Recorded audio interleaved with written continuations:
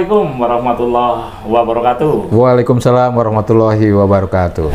Kita sore ini mau ngobrol lagi nih ya. Kali ini juga kita ngobrol santai aja Pak Juju, ya kan? Iya. Nah, Apa yang kita obrolin ya? topiknya kan yang menarik hari ini kan tetap sampai sekarang Nah, yang lagi terus didengungkan, ya kan? Yaitu adili Joko Widodo waduh. maksulkan Gibran Fufufafa. Oh, kayaknya isu tersebut Pak, selagi Pak Jokowi dan keluarganya, anak-anaknya Iya. belum ditarik ke muka pengadilan, masih penasaran masyarakat Pak, publik masih penasaran, gitu. Penasaran Sampai ya. sekarang. Nah, Betul. begitu. Yang menjadi aneh begini, Bang Juju. Saya panggil Bang Juju aja ya. Iya, sip. Jadi waktu Joko Widodo itu masih menjabat, gelombang untuk protes terhadap Joko Widodo itu kan tinggi sekali. Tinggi, ya betul. Untuk betul. mengadili, untuk menangkap, Hmm. sampai akhirnya dia lengser secara hukum pun tidak membuahkan hasil lah ya kan. Belum tersentuh juga. Membuahkan tersentuh. Nah sekarang ketika dia sudah tidak ada kekuasaannya, kok juga tidak Sulit sekali sentuh. sulit sekali. Pasti ada seseorang di belakangnya nih Pak, yang orang kuat gitu, kira-kira begitu. Nah, Ya. sebagai orang hukum nih, apa yang salah nih Pak Juju, Bang Juju? Iya, kembali deh Pak ya, kalau kita sebagai warga negara Indonesia kembali yang paling tinggi, Ya. itu kan dasar hukum kita atau pedoman hukum kita adalah konstitusi, betul nggak? Ya, betul nggak Pak? betul, Pak ya betul. disetujui ya? Yaitu Undang-Undang Dasar 1945, Ya, kan begitu. Dimana salah satu pasalnya misalnya pasal 27 kira-kira begitu, seperti itu. Dimana seseorang tuh tidak ada yang kebal hukum Pak di negeri ini gitu. Siapapun dia kan gitu. betul itu.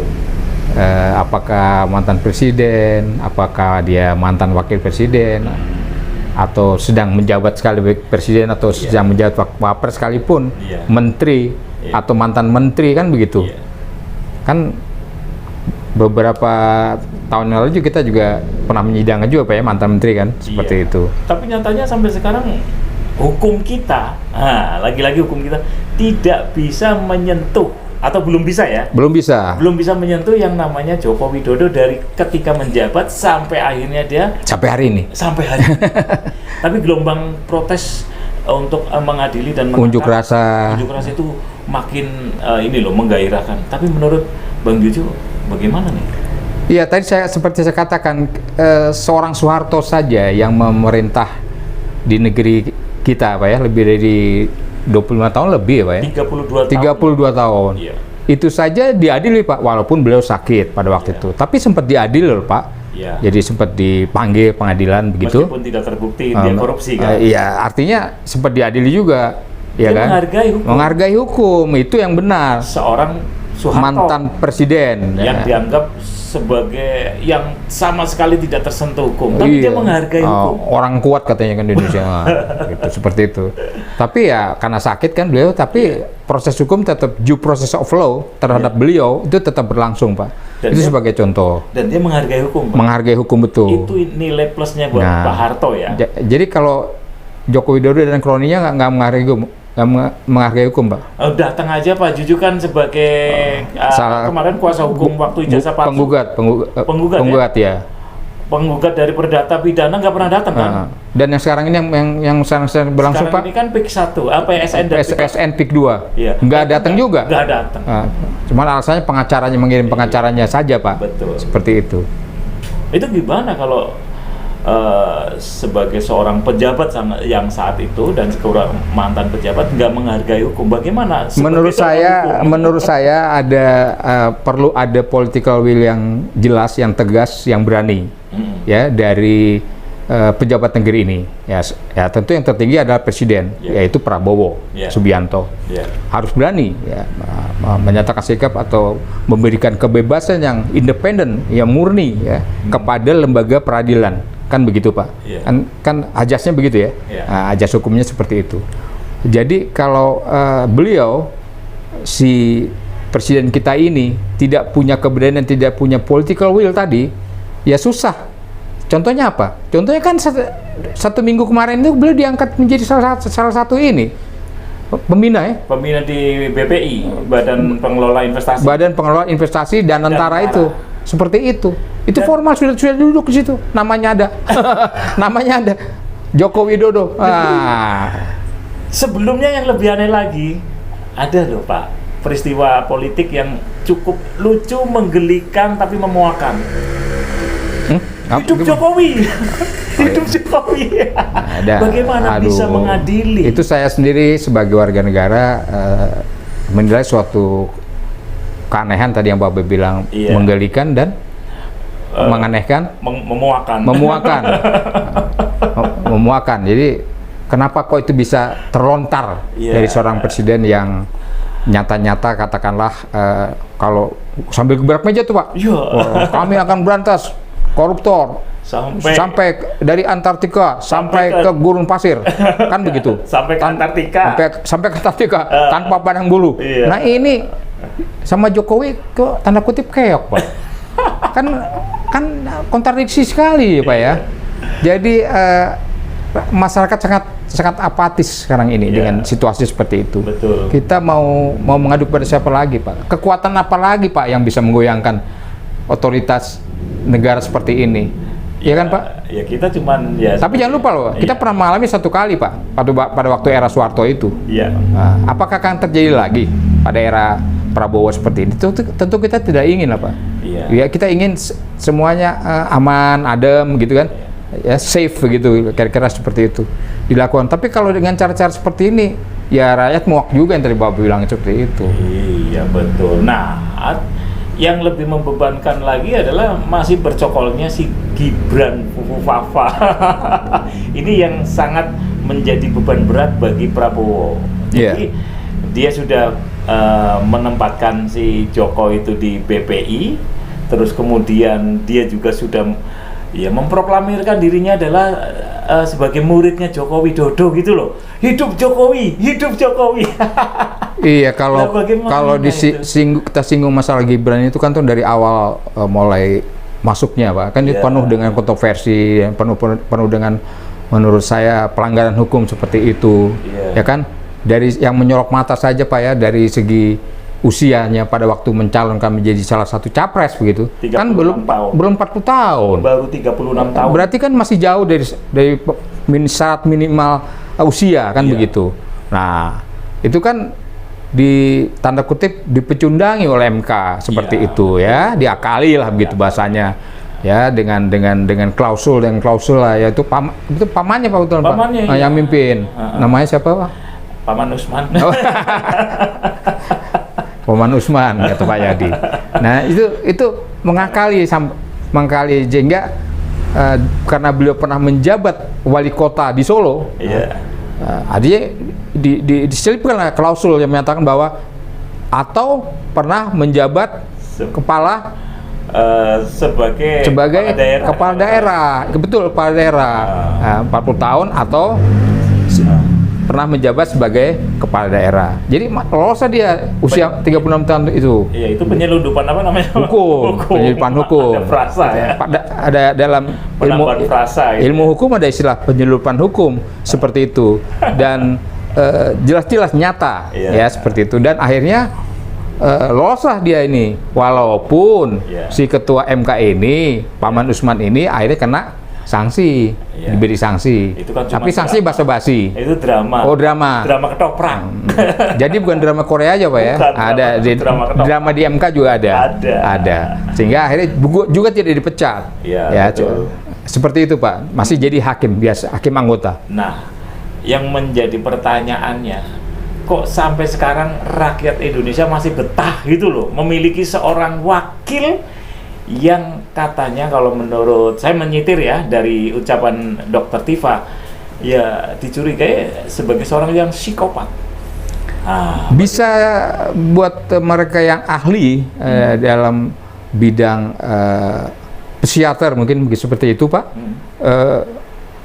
Gejala-gejala seperti itu bisa saja disebut sebagai penyakit kejiwaan, psikopat misalnya, seperti itu. Itu bisa saja terjadi karena kita lihat memang baik pernyataan beliau, mereka seperti itu ya, bapaknya dan anak sama saja kan. Itu kan kontradiksi semua, Pak. Iya. Ya. Sen belok kiri, dia belok kanan gitu, gitu ya Pak ya. Iya. Nah, kira-kira seperti itu kan kalau mama kan begitu katanya, Iya. katanya kan begitu. Nah, jadi itu faktanya memang seperti itu dan kita sebagai masyarakat Indonesia harus sadar dengan kondisi ketatanegaraan seperti ini, Pak. Iya. Ketatanegaraan yang amburadul menurut kita ya, seperti itu. Dan ini saat ini masih terjadi di depan mata. Oleh karenanya menurut saya sekarang ini Prabowo ini sudah masuki era kepemimpinan yang 3 bulan yang kedua. 3 bulan yang kedua. Oh ya, berarti 4 bulan jalan nih Pak.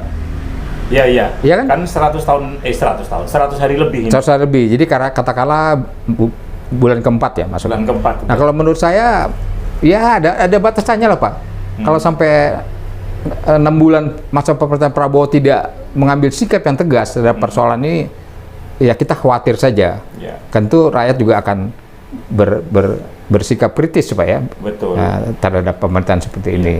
Kalau saya sih tidak terlalu berpatokan 100 hari atau 1000 hari itu kayak orang kematian aja gitu. Yeah. Artinya gini, sebagai seorang pemimpin yang memang memiliki trust atau kepercayaan yang sudah diberi amanah dari rakyat, dalam 1 hari pun ketika dia baru disumpah sama kitabnya, nah kebetulan qadarullah kitabnya Al-Quran, itu bisa mengambil kebijakan yang tidak harus menunggu 100 hari. Kira-kira bagaimana menurut Bang Juju? Ya kan kita punya sistem ketatanegaraan di RI ini, Republik Indonesia ini, yaitu ada lembaga-lembaga penyelenggara negara ya Pak ya, ada legislatif ya kan dilaksanakan oleh DPR seperti itu, ada yudikatif gitu kan oleh Mahkamah Agung misalnya, ada eksekutif kan, Presiden dan jajarannya kan, menteri-menterinya seperti itu. Nah, sistem ketatanegaraan ini kita harapkan tentu harus berjalan. Kalau di luar daripada sistem ketatanegaraan itu namanya jadi revolusi kan Pak. Nah, apakah harus seperti itu? Yang akan mengorbankan masyarakat banyak, kira-kira seperti itu dengan proses revolusi tadi Pak. Itu kita tidak menghendaki itu. Oleh karenanya masing-masing lembaga negara ini harus berfungsi pada yang benar menurut saya. Sekarang DPR yang tanda kutip lebih banyak diamnya gitu Pak ya. Karena kan ini Pak, fraksi-fraksinya sudah ngikut ke eksekutif semua, mayoritas kecuali PDI sementara satu aja. Masuk ke Kim Plus. Oh, Kim Plus. Ada istilah Kim Plus. Nah kita tidak tahu, tapi kan harusnya sebagai lembaga legislatif harusnya kritis tapi konstruktif gitu kan Pak. Ya, tidak berarti kritis tapi pasif juga gitu. Bagaimana kan? Kritik kok pasif kan susah juga. Mau terima gaji buta seperti itu ya. Nah, setiap bulan.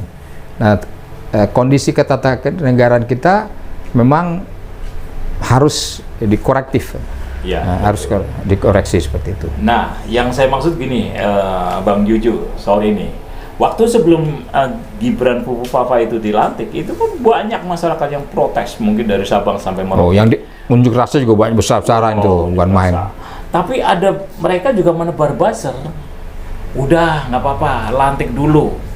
Nanti setelah dilantik 1 hari kemudian bisa dimakzulkan. Nah, maksud rakyat waktu itu mengharapkan bahwa 1 hari ketika si Prabowo dilantik langsung itu sebenarnya dilengser, karena sebetulnya kalau dari bahasa hukum kan dia sudah batal demi hukum ya Pak Juju. Bagaimana? Sistem ketatanegaranya tadi saya sebut begitu berbeda manakala si Gibran itu belum menjabat apa-apa pada waktu itu ya. Masih sebagai mantan wali kota saja gitu kan, dengan saat ini ya, sekarang ini yang bersangkutan sudah sebagai wakil presiden Republik Indonesia ya. Oleh karenanya pendekatan juga kan berbeda Pak Yadi, sehingga kalau tadi Pak Yadi katakanlah makjulkan itu tidak semudah seperti membalikan telapak tangan kan, kira-kira seperti itu. Ada ketentuan konstitusi yang harus diikuti, prosedur yang harus diikuti, di mana melibatkan DPR dan Mahkamah Konstitusi, iya kan?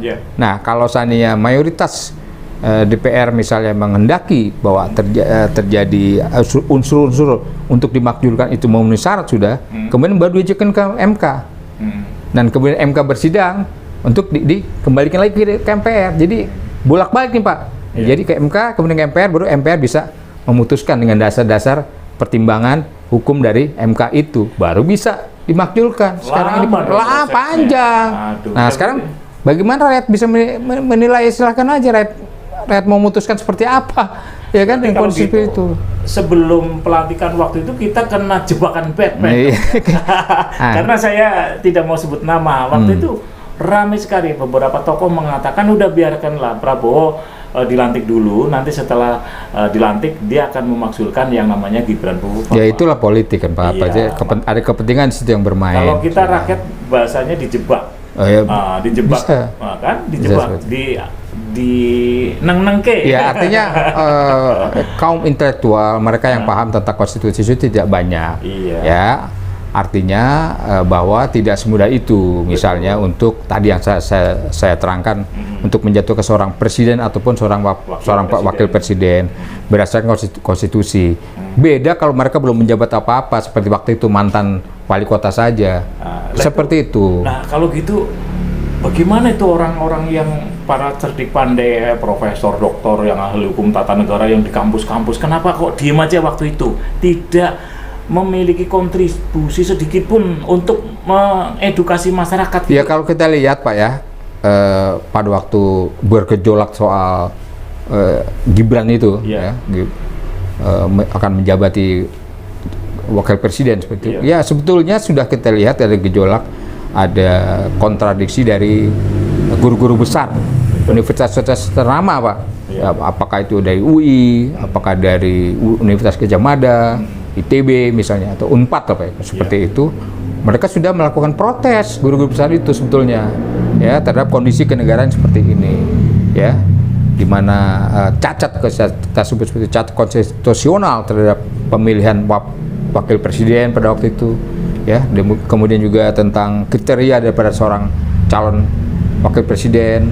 Demikian juga mungkin kecurangan-kecurangan pada waktu pilpres pada waktu itu salah satu calonnya adalah Anies Baswedan, ya kan, dan Prabowo Subianto, kan itu menyolok. Nah itu kan guru besar juga sudah bersuara Pak. Nah tapi baru sebatas itu. Mungkin mahasiswa juga sudah turun, tapi ya baru sebatas itu saya katakan, karena mungkin kurang kuatnya potensi atau gerakan mahasiswa itu, sehingga ya kurang menggoyang, kurang menghasilkan apa-apa Pak. Saya jadi ingat kalau kata-kata Pak Taufik Bahauddin, ini adalah cara-cara PKI di pecah belah. Jadi kembali ke soal Gibran Fufufafa gini ya Pak ya, Bang Juju. Artinya bahwa kalau kita mengikuti secara hukum ya, aturan ketatanegaraan tadi, kita kan lama untuk memakzulkan Gibran Fufufafa ya. Proses yang panjang. Prosesnya panjang dan bertele-tele, seperti halnya Bang Juju sudah memiliki pengalaman untuk ijazah palsunya si Joko. Ijazah palsu 3 kali sidang loh Pak. Tiga-tiganya nggak ketentuan ujung rimbanya Pak, nggak tahu Pak kemana Pak. 3 kali, 2 kali di Jakarta Pusat, 1 kali di Pengadilan Negeri Solo. Seperti itu. Sekarang lagi dialami oleh Ahmad Kosinudin. Kemarin sampai 3 kali mediasi gagal total. Iya. Nah, apakah kita perlu untuk melakukan politik ekstra, artinya seperti people power, revolusi, atau kudeta lah? Ya, saya rasa kalau kita kembali kepada kaum intelektual, ya terutama ataupun kaum muda misalnya seperti itu, karena kekuatan kita kan di sana Pak. Ya. Itu artinya kalau tanpa ada gerakan yang masif, ya katakan dari mereka, sulit sekali kita merubah nasib bangsa kita ini lah Pak. Nasib bangsa kita yang ke depan yang lebih baik kan, kira-kira begitu. Itu kita pesimis Pak. Ya. Nah, jadi perlu soliditas dari kaum muda atau mahasiswa untuk mendorong perubahan di negeri ini Pak. Ya. Nah, dan tanda kutip menyadarkan juga Pak, kita ikut menyadarkan seorang Presiden Prabowo loh Pak, bahwa apa-apa yang dilakukan ini tidak seluruhnya benar sebetulnya itu, supaya segera kita sadarkan agar kembali ke jalan yang benar, katakan gitu, jalan yang benar seperti itu. Nah, jadi baik, kita kayaknya udah melewati waktu ini Pak Bang Juju, jadi kita akhiri aja. Mungkin barangkali mudah-mudahan Allah memberi jalan keluar. Amin, ya. amin, amin. Ya. Ya entah itu dengan cara melalui ketatanegaraan tadi, amin. atau dengan cara-cara yang revolusioner, yaitu dengan revolusi, people power ataupun kudeta. Jadi kita jangan terlalu tabu dengan 3 kalimat tadi, revolusi, people power maupun kudeta. Ya, karena memang ini yang harapan terakhir rakyat Indonesia, kecuali kalau ingin perubahan ke arah yang lebih baik. Itu pertanyaannya, mau nggak berubah? Nah, kalau mau berubah, coba. Kalau rakyatnya tenang-tenang baik, menang-menang baik, ya tidak akan ada perubahan. Ya sudah, tinggal kita mati bareng aja. Jangan lupa ancaman Cina. Wah, itu apa lagi? Nah, ini nanti kita bahas ya. Iya, itu obrolan menarik lagi nanti. Edisi selanjutnya. Oke, ya. Jangan lupa itu ancaman Cina terhadap negara RI. Dan kita sudah dicaplok oleh Cina. Ada tuh Pak. Oh, udahlah.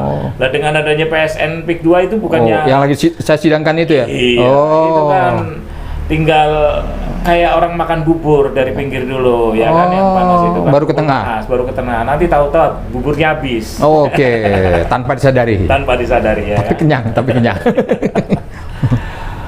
Baik, barangkali kita sudahi dan kita akan jumpa lagi dalam obrolan yang ringan di Nol Demokrasi yang menyajikan berita dan opini. Mungkin itu aja. Wabillahi taufik wal hidayah. Wassalamualaikum warahmatullahi wabarakatuh.